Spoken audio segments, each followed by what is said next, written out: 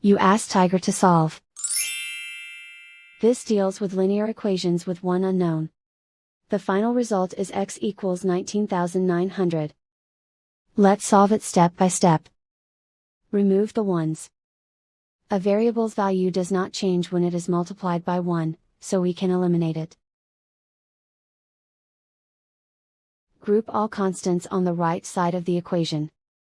Subtract 1 from both sides. Group like terms. Simplify the arithmetic.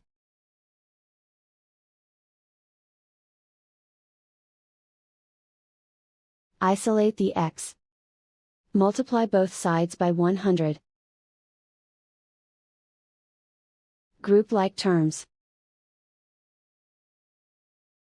Multiply the coefficients. Simplify the fraction. Simplify the arithmetic. And so the final result is x equals 19,900.